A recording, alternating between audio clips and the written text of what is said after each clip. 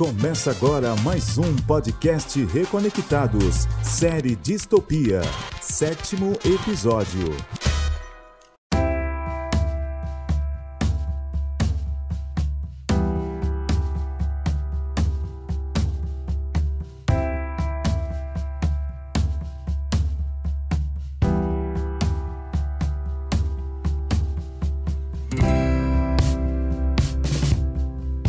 E aí, tudo bem? Mais uma vez aqui, seguindo na série Distopia. Eu e o pastor Adriano Cecílio, lendo, comentando e trazendo aqui insights, comentários a respeito desse livro maravilhoso, o livro do Apocalipse.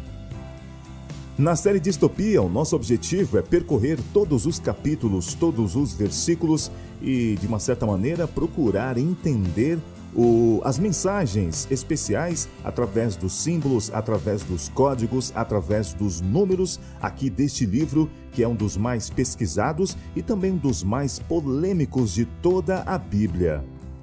Como você sabe, o livro do Apocalipse foi escrito pelo discípulo João, na ilha de Patmos. João, que foi o último dos apóstolos a morrer. De certa maneira, o livro do Apocalipse acaba encerrando toda a temática desenvolvida na Bíblia, de Gênesis, passando pelos profetas, os salmos, os livros históricos, pelos evangelhos, pelas cartas, e o tema central da Bíblia, que é o conflito entre o bem e o mal, tem o seu desfecho no livro do Apocalipse.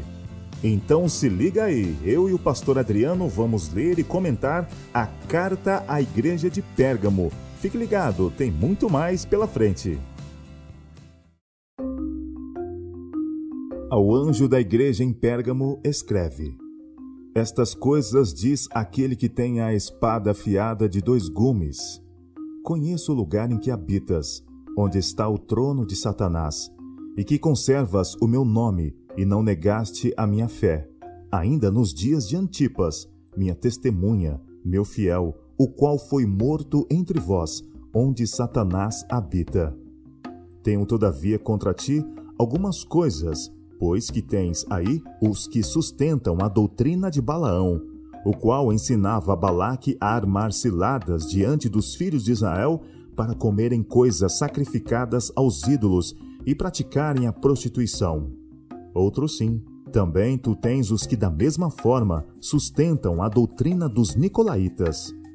Portanto, arrepende-te, e senão, venho a ti sem demora, e contra eles pelejarei com a espada da minha boca. Quem tem ouvidos, ouça o que o Espírito diz às igrejas. Ao vencedor, dar-lhe-ei do maná escondido, bem como lhe darei uma pedrinha branca, e sobre essa pedrinha escrito um nome novo, o qual ninguém conhece, exceto aquele que o recebe. Apocalipse capítulo 2, dos versos 12 a 17. Adriano, a gente ficou um tempo aí sem gravar a série Distopia. De repente, aquele ouvinte que estava acompanhando, só para fazer um link aí aos 2 episódios anteriores, onde nós começamos a falar das cartas, né? Da mensagem de Cristo, as 7 cartas, as 7 igrejas. Você pode rapidamente falar sobre Éfeso e sobre Esmirna, para a gente já então entrar na carta à igreja de Pérgamo? Isso, olha só, Jesus ele pede para João escrever então 7 cartas, como se fossem 7 epístolas, né? 7 pequenos evangelhos aí para poder orientar as 7 igrejas que existiam ali na Ásia Menor. Cada igreja representando uma característica do povo de Deus, né? Sendo que essas 7 igrejas existiram, né, no tempo de Cristo, mas também podem ser aplicadas como uma característica, né, de toda a história da igreja cristã. A igreja de Éfeso é uma igreja que se destaca na fé, é uma igreja em que há uma pureza, né? É apenas uma repreensão para que eles voltem ao primeiro amor, né? Caracterizando aí o início do cristianismo, uma igreja pura, uma igreja com a doutrina pura, né? E Cristo reforçando para que eles mantivessem essa fé. Já a igreja de Esmirna, ela é uma igreja perseguida, é como se fosse a segunda fase da história da igreja cristã, quando começaram aí as grandes perseguições. Perseguição sempre houve, né? Mas a característica aí dessa igreja de Esmirna é uma grande perseguição, né, que houve no passado e que sempre houve, né, na história da igreja cristã, mas precisamente aí depois no segundo século, né? E agora nós vamos entrar na igreja, é uma carta escrita de João, né, narrada por Jesus, à igreja de Pérgamo, e vamos tentar então tirar alguma coisa, algum aproveito, alguma mensagem para nós nos nossos dias, né? Relembrando aí que as cartas, a igreja, as 7 igrejas, 7 cartas, elas têm aí 2 aplicações, uma dupla aplicação local e aplicação histórica, como define? Isso, nós adventistas, nós acreditamos, né, que ela possui aí 2, podemos até dizer 3 aplicações, né, porque é uma literal para o povo lá da igreja local, né, que foi direcionada a princípio a carta. Também como uma segunda interpretação seria uma aplicação ao momento histórico que a igreja cristã de todos os tempos, né, a era cristã passou, né? São 7 períodos, nós nos encontramos, acreditamos que estamos no último período, né, na igreja de Laodiceia, que nós futuramente vamos falar. E também uma terceira aplicação pessoal, né, porque são 7 características que todo ser humano tem, né? Outro tem essas particularidades que a carta apresenta, né? Então, quando você lê as 7 cartas, impossível você não se identificar com o momento que você está passando, né? Um conselho, uma repreensão que Jesus passa para nós, para trazer-nos esperança, né? Então, três possíveis interpretações aí que são cabíveis e possíveis na interpretação profética. Entendi. Então, a aplicação para aquela igreja que recebeu a carta, né? No caso Pérgamo, que nós vamos falar, que você vai falar, né, daqui a pouco. A aplicação histórica, né? Essas cartas, elas representam a igreja em algum ponto específico da história, né? Desde os dias dos apóstolos até a volta de Jesus. E essa aplicação pessoal, né? Porque a pessoa lê, principalmente as promessas aqui, as repreensões, como você disse, os elogios, e aí tem uma mensagem, né, para cada leitor, para cada pessoa que está lendo a Bíblia. Agora, Adriano, antes da gente entrar aqui na carta de Pérgamo, nós vivemos hoje num período delicado. A Bíblia ela tem a própria autoridade, né, porque ela é a palavra de Deus.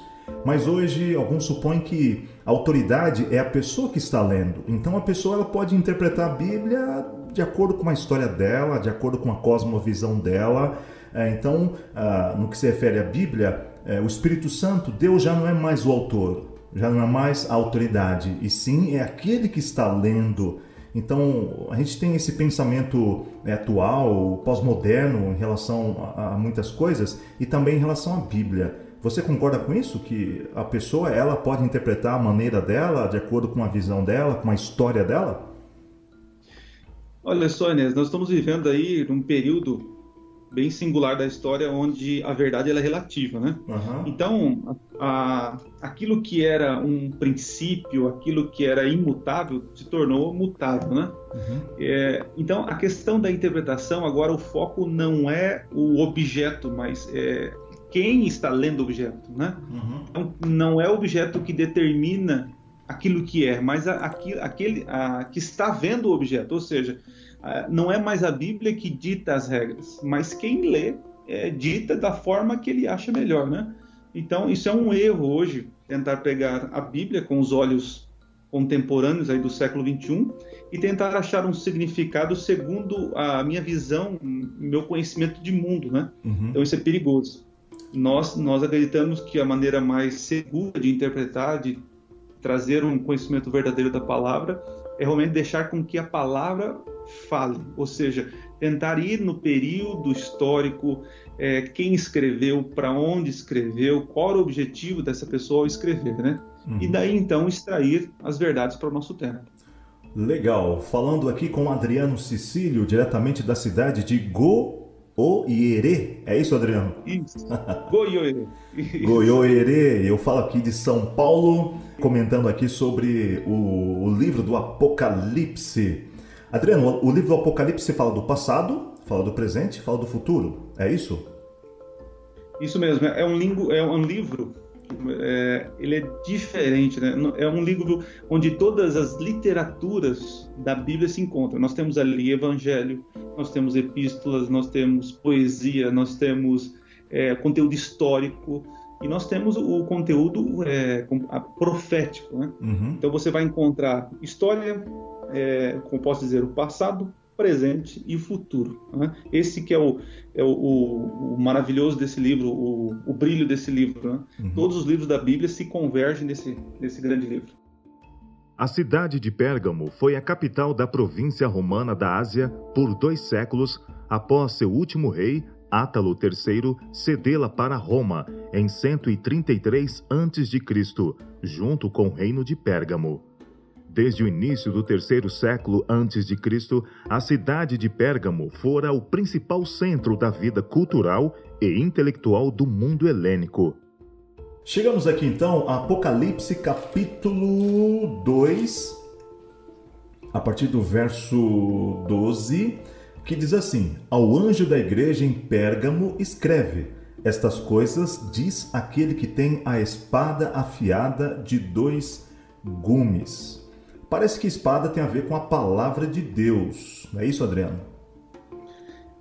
Lembrando que Jesus se apresenta para cada igreja dependendo da sua dificuldade. Então, ele apresenta o problema, mas antes de apresentar o problema, ele já dá a solução. Uhum. Aqui nós vemos Jesus como aquele que tem a espada, né? Em Hebreus 4:12, nós vamos ver ali que a palavra de Deus ela é símbolo de uma... a espada é símbolo da palavra de Deus, né? Onde fere. É interessante que a palavra de Deus ela tem, a princípio, 2 utilidades, né? Uhum. Ela pode tanto ferir o ímpio, como também curar o arrependido. Nossa, entende? Uhum. Então ela traz conforto para os que estão em desespero, né? Mas também traz desconforto para aqueles que estão de uma maneira contra, né, os princípios de Deus. Uhum. Por isso que ela é uma espada afiada de 2 gumes, né? Ela pode tanto confortar, mas também pode ferir.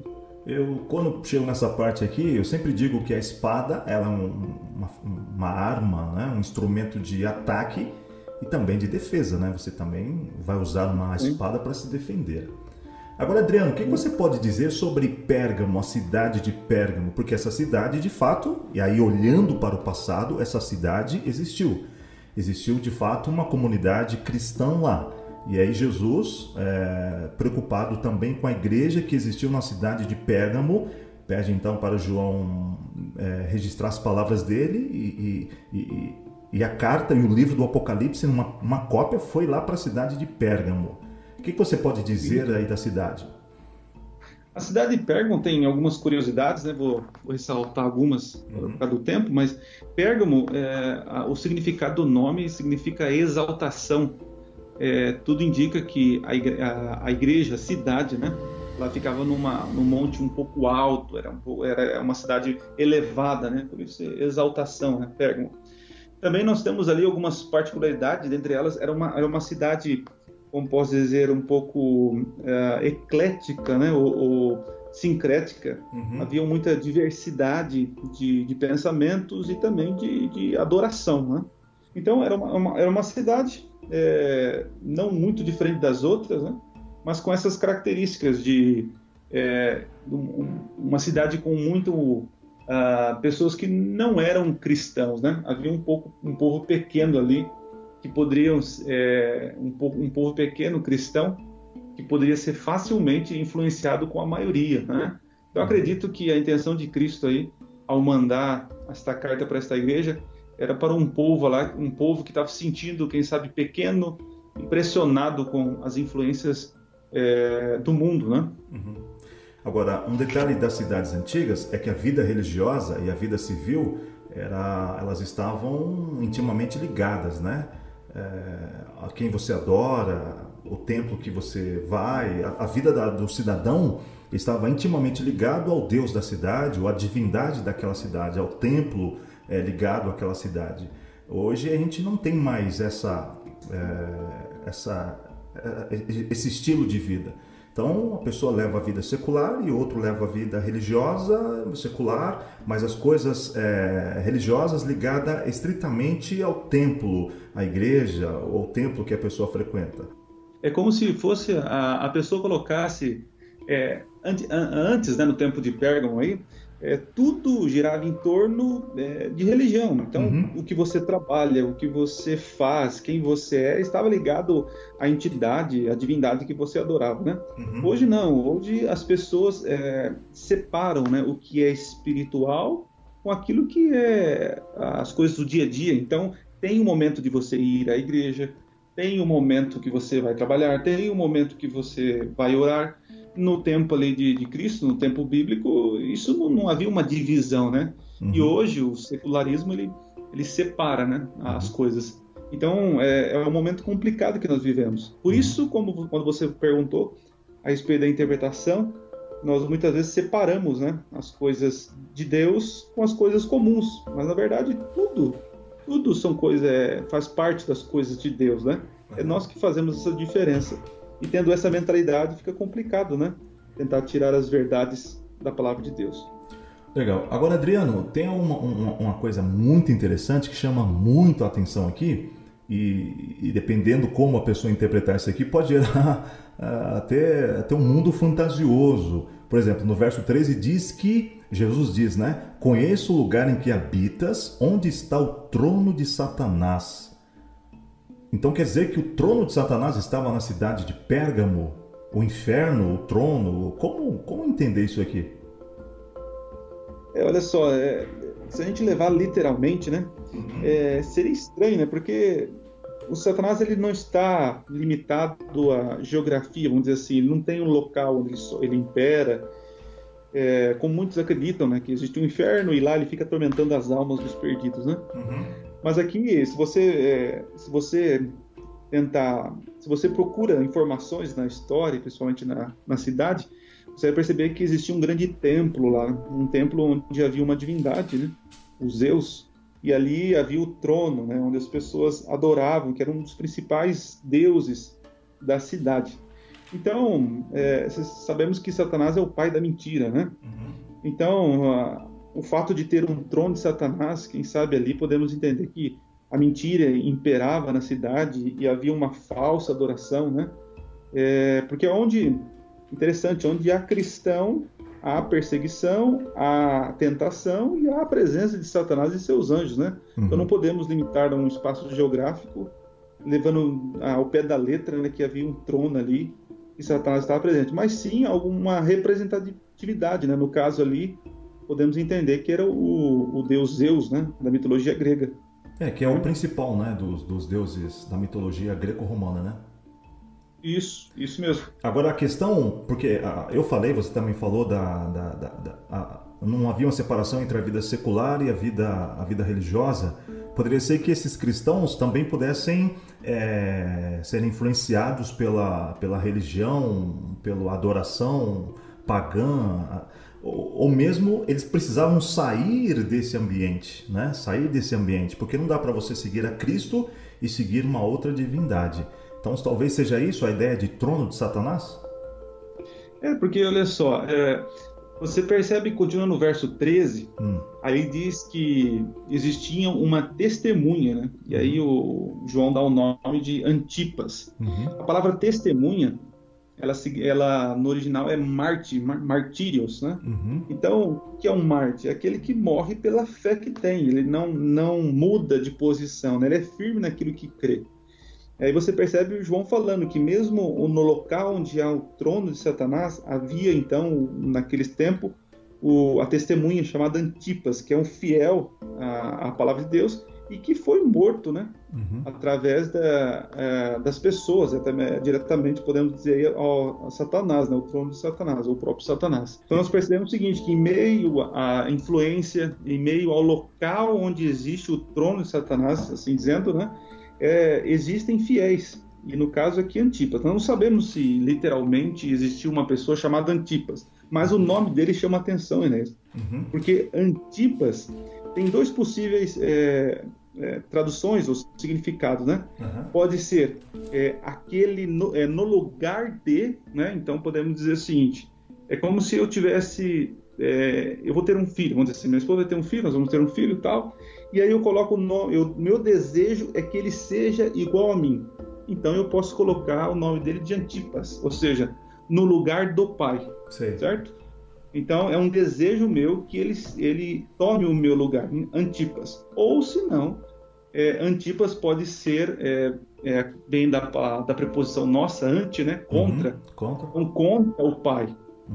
Então tem duas possíveis interpretações do nome, mas tudo indica que era alguém que estava representando aí o pai, né? No caso aí Deus, e que era fiel, e que mesmo com toda a influência de outros deuses, do secularismo, enfim, das divindades pagãs, ele foi fiel até a morte. Tem um historiador que até cita Tertuliano em uma obra, agora não lembro, ele diz que esse Antipas, ele foi morto dentro de um bezerro de cobre. Sim.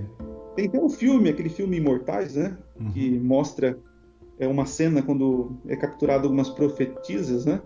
E aí eles matam ela colocando elas dentro de um bezerro, né? Incandescente, né?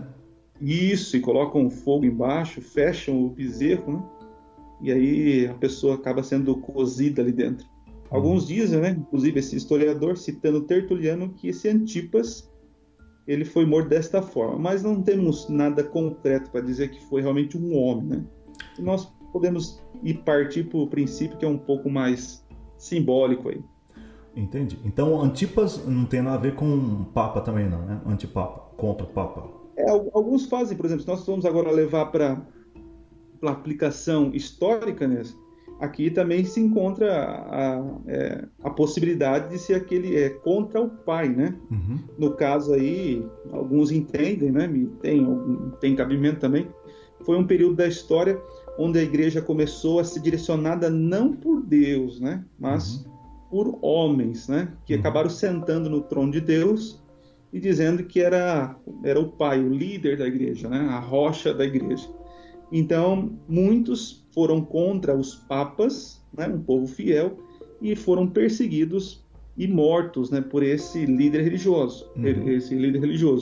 Isso faz sentido, né? Nós temos aí a terceira fase da igreja, onde realmente o líder humano se senta no trono dizendo que é Deus e acaba influenciando, desviando o povo dos caminhos corretos, né? E quem fosse contra terminava sendo morto. Entendi. É que Pérgamo também, na interpretação historicista, ela acaba contemplando aquele período onde o bispo de Roma acaba sendo o cabeça de todas as igrejas cristãs, né? E se tornando o líder, o pai, o papa.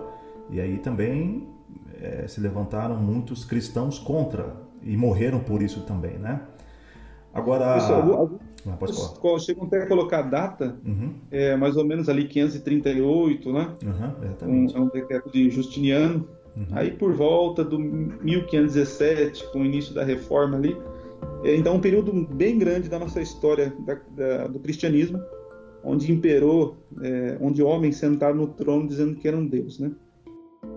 Pérgamo havia se destacado no ano 29 a.C., por ser o local do primeiro culto a um imperador romano vivo. Um templo foi construído e dedicado à adoração conjunta da deusa Roma e do imperador Augusto. Na época em que João escreveu estas palavras, os cristãos eram perseguidos por se recusarem a adorar o imperador Domiciano, que insistia em ser chamado e adorado como Senhor e Deus.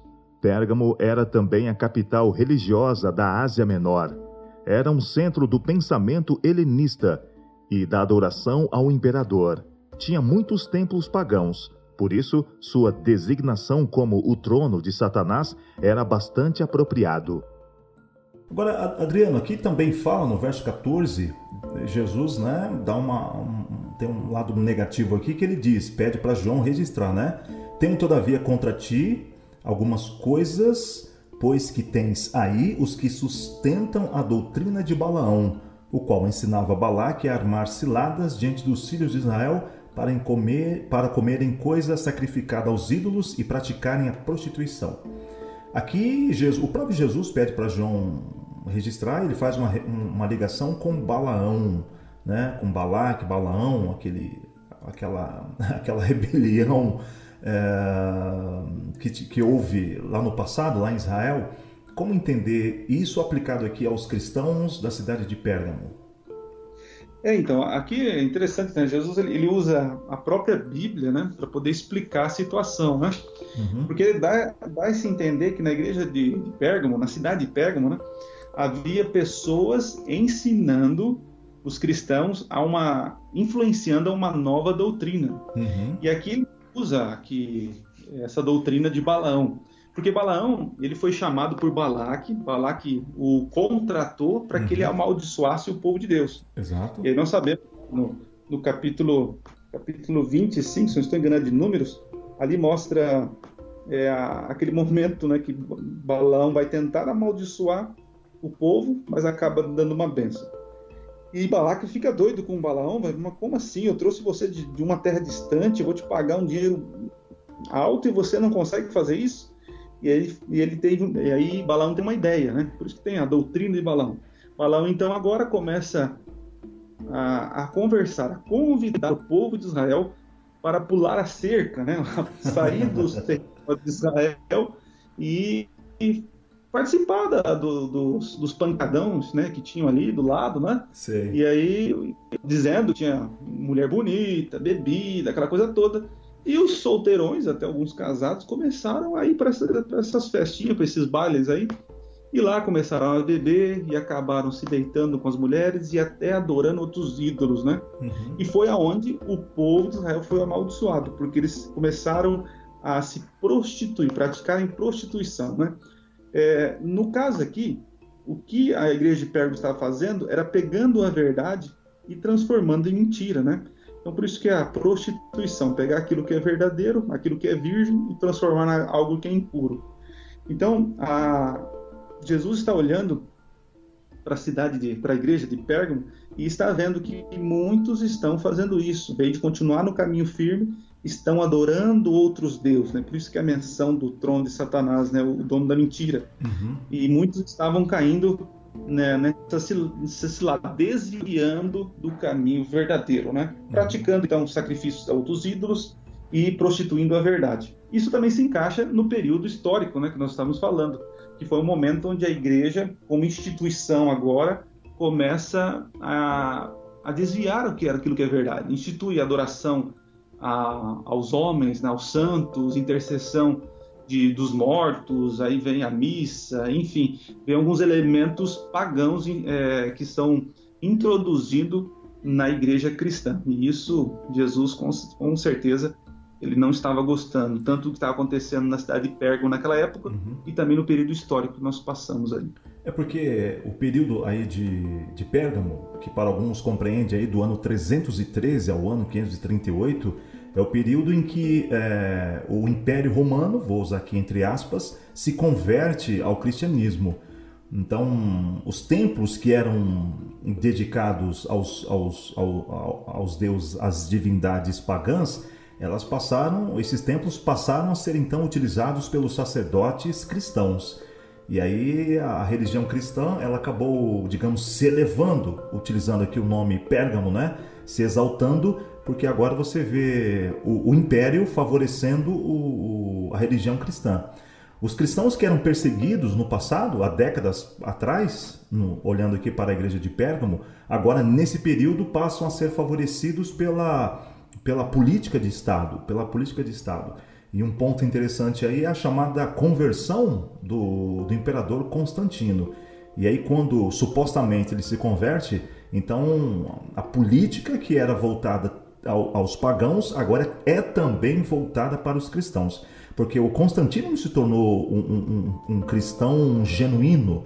Ele adotou o cristianismo como mais uma religião. Apenas deu destaque para ela e ela acabou se tornando então a religião predominante no Império Romano.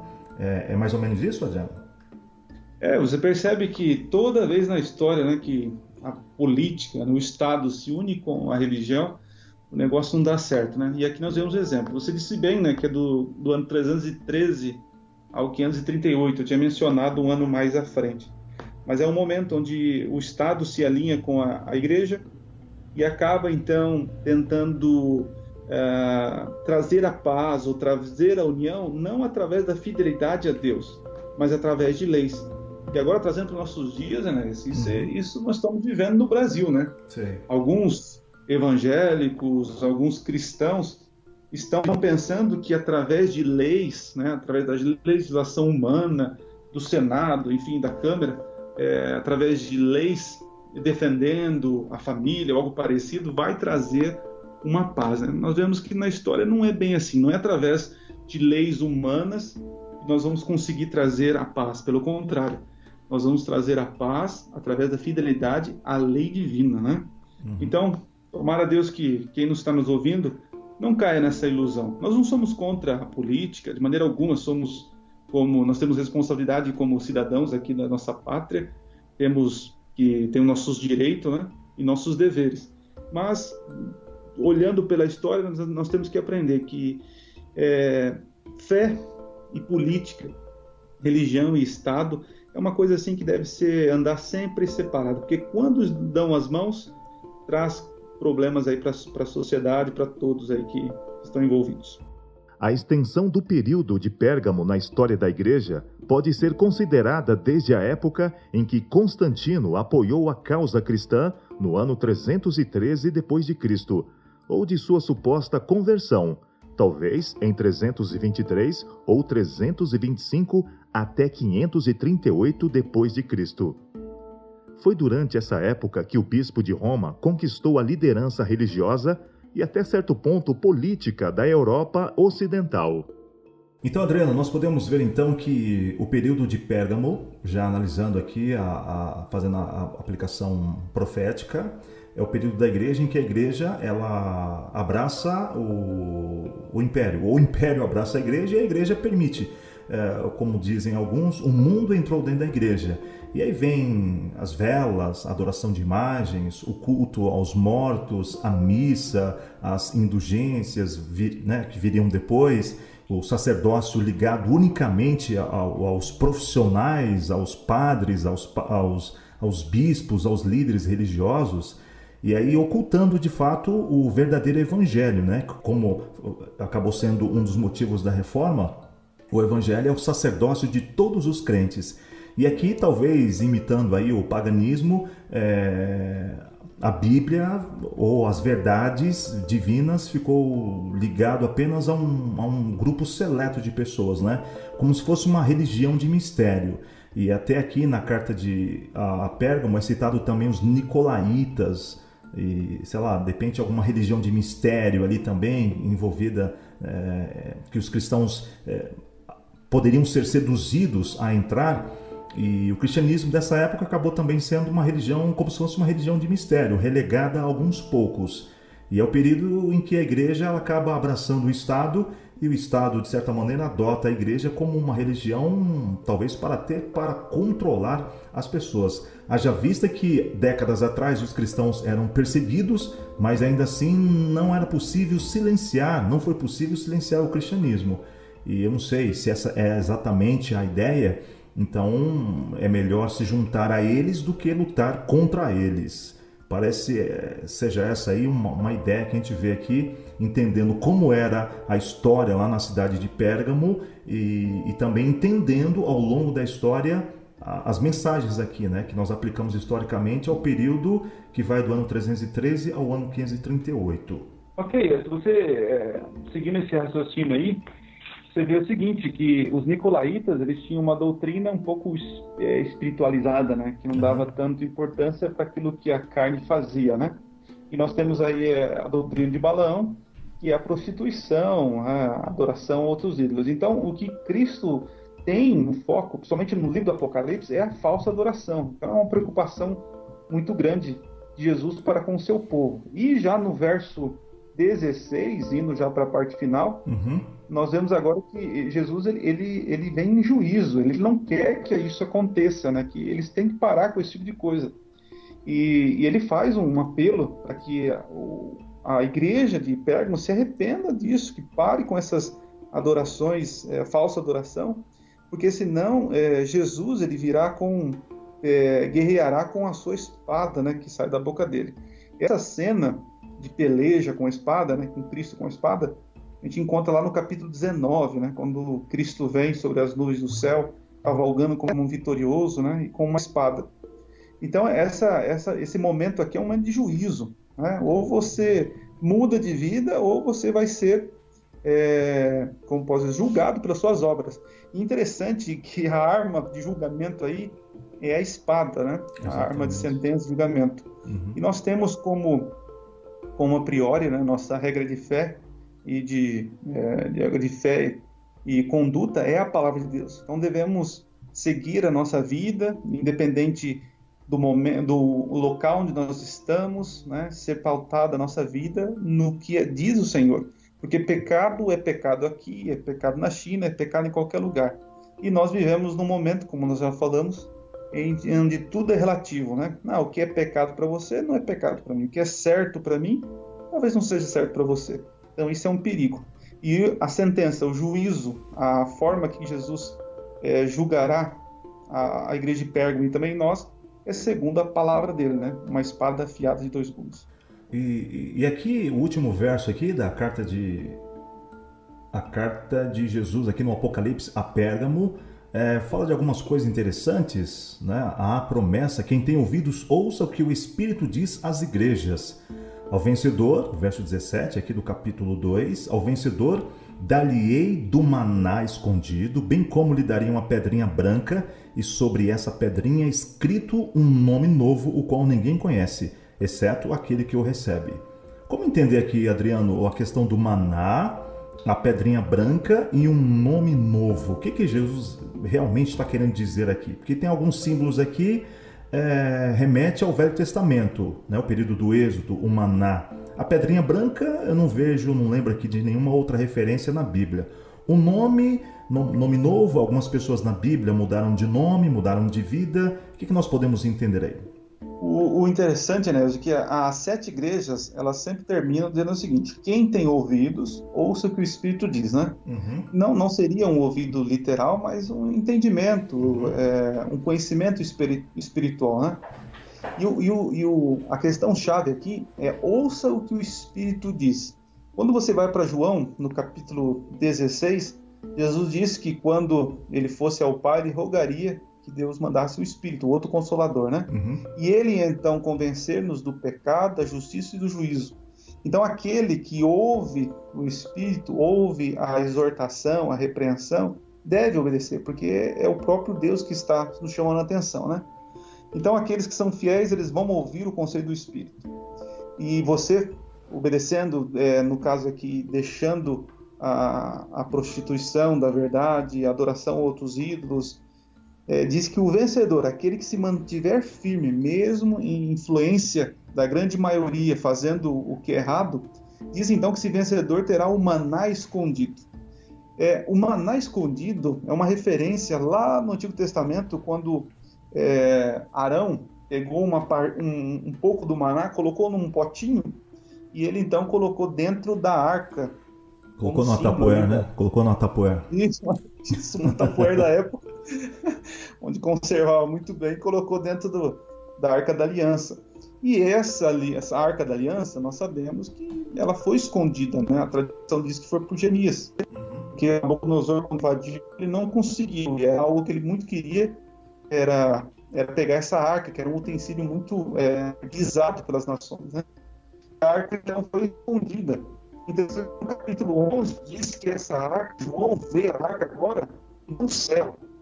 Então, aquele que for vencedor, fiel, ele vai ter direito de se alimentar, né? Ter a provisão do maná, porque o maná era o símbolo da provisão divina, né? Uhum. Ele vai ter direito de se alimentar desse maná escondido que se encontra no céu hoje. Bem como uma pedrinha branca, né? Essa questão de pedrinha branca, tem várias hipóteses, né? Existem alguns relatos que essa pedra branca era como se fosse uma medalha na época de Roma, onde a pessoa ganhava uma medalha de honra ao mérito. Então era uma pedra branca, como se fosse um bom cidadão, fez uma grande obra, né, e recebeu. Mas a maioria dos escritores aí, que essa pedra branca está relacionada a julgamento. Tanto na tradição judaica, como em Roma, havia momentos do julgamento onde você poderia receber duas pedras, uma branca ou uma negra, uma preta. Uhum. Então, uma ia te salvar e a outra ia te condenar. Sim. Aí eu pergunto para você, Inês, qual que vai salvar, a branca ou a preta? Na branca? Mas por quê? Racismo é esse, cara? Mas tá escrito aqui, mano, é branca? Tá certo. Mas é verdade, é uma pedra branca. Alguns vão dizer aí que a Bíblia é preconceituosa, mas realmente, quem recebesse a pedra branca do juiz, então teria liberdade. É como se fosse aquele momento que o juiz hoje não bate o martelo, né, dando a sentença. Uhum. Então o juiz apresentava a pedra branca e teria liberdade. Tem outra também interessante, né, rapidinho aqui, que alguns dizem que essa pedra era passado para alguns conhecidos, alguns viajantes, né? Os viajantes, eles precisavam em certos lugares parar para comer, para poder ter seu momento de descanso. Então esses viajantes, eles tinham uma pedra, um tipo de um seixo quebrado, branco, com um nome, às vezes o nome da família. Então quando ele chegava perto em alguns locais, eles mostravam essa pedra branca. E a pessoa que visse essa pedra entendiam que eram boas pessoas. Então eles abrigavam e davam ali alimento e aquela coisa toda. Então veja que receber a pedra branca só tem coisa positiva, né? Significa libertação, acolhimento, algo bom. Agora o que chama atenção nesse verso, Enéas, é essa questão aqui, ó. Nessa pedrinha branca, né, está escrito um nome novo, o qual ninguém conhece, exceto aquele que recebe. Então, olha só, você tem um nome que só você conhece. Para que serve um nome que só você conhece? Entende? Aí isso aqui tem a ver com a experiência de cada pessoa? Isso. É porque quando nós fazemos uma leitura aqui, a gente acaba pensando assim, mas como assim? Eu vou ter um nome que só eu sei? Então, para que vou ter nome se o outro não vai saber meu nome? Mas a intenção é essa mesmo. Nome na Bíblia está ligado a caráter, a experiência, né? Assim como Abrão, quando teve o chamado de Deus, feito aliança, ele acabou mudando o nome. Abrão, que significa paizão ou pai enaltecido, agora é Abraão, pai de uma grande nação, né? Jacó, que era um covarde, enganador, depois da luta com Deus, ele acaba se tornando Israel, trocado o seu nome, né? E curiosamente tem Paulo, né? Era chamado de Saulo e acaba virando o apóstolo Paulo. Então, dependendo da experiência que eu e você vamos passar nessa terra, o nosso caráter, ele vai ser transformado. Então, hoje eu me chamo Adriano, mas na eternidade eu teria um outro nome. E esse nome só eu vou saber por que eu me chamarei aquilo, porque só eu sei das lutas, das experiências, das dificuldades, das derrotas, das vitórias que eu tive. Então só eu saberei esse nome, o valor desse nome. Mesma coisa aqui. Então cada um terá um nome trocado, né? Esse nome nosso de dificuldade, esse caráter nosso sofrido, né? Ele será transformado e nós teremos um novo nome na eternidade. Essa é a esperança do livro do Apocalipse. Muito legal. Porque também Jesus não salva as pessoas por atacado. Ele tem uma maneira especial para salvar cada pessoa.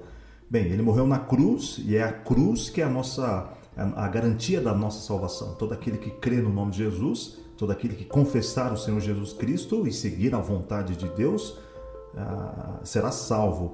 Mas cada pessoa é diferente, cada um se converteu num tempo, numa circunstância, numa época, num momento. Então é interessante que cada um tem uma experiência pessoal com Jesus Cristo, né? E aí vem aquela expressão, né? Você aceita Jesus como seu salvador pessoal? Porque ele me resgatou numa circunstância, você foi resgatado em outra circunstância. E esse histórico nos diz muita coisa, né? O momento que eu estava, o que eu vivia, o que eu pensava, o que eu fazia. E naquele momento Jesus me resgatou. Adriano, Pérgamo fala de coisas tristes, né? Fala do momento em que a igreja abraça a política, o império adota o cristianismo como uma das religiões do império.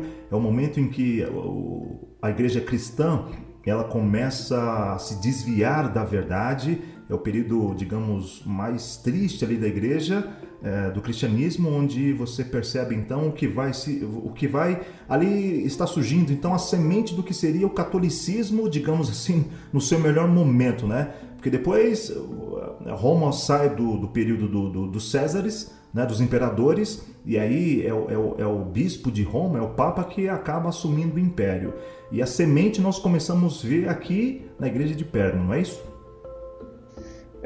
O perigo aqui desta igreja é o perigo que nós passamos até hoje, podemos entender assim, né? Porque você olha na história da igreja, esse período, ou esta cidade, você vê nesta carta que não há perseguição, não há nada que de alguma forma force ou obrigue o cristão a fazer alguma coisa. Pelo contrário, é um momento de sedução, de tranquilidade, né?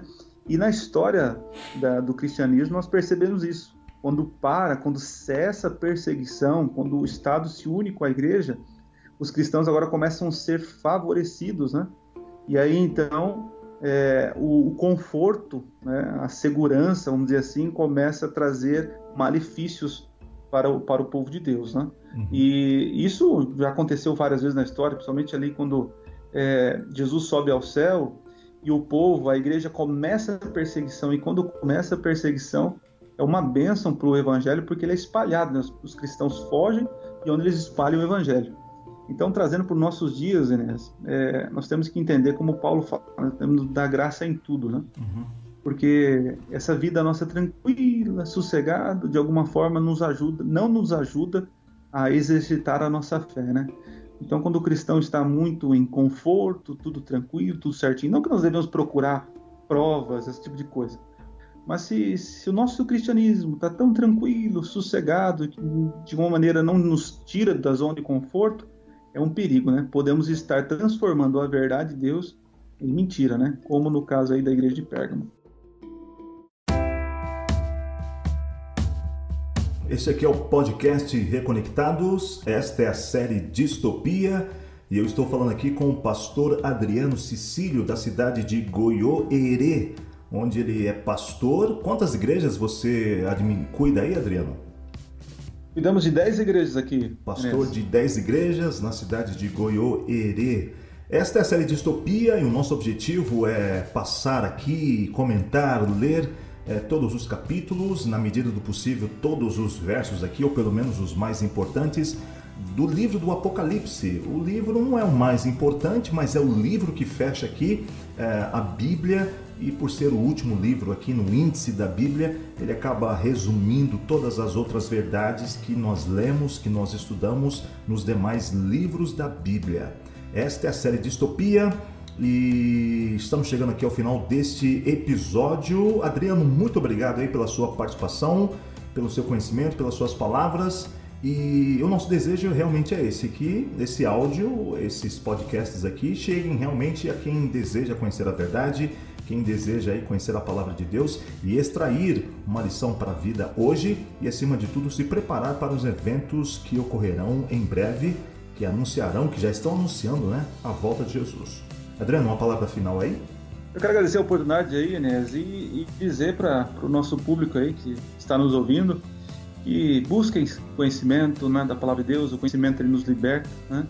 E para maiores ou mais informações a respeito do Apocalipse, eu convido a todos aí a acessar no YouTube Minuto Profético. Ele tem alguns vídeos, né, onde eu faço a respeito de profecias, principalmente do livro do Apocalipse. E é isso aí, estamos aí juntos e nos vemos no próximo episódio, beleza? Legal, Adriano, que Deus abençoe, tamo junto.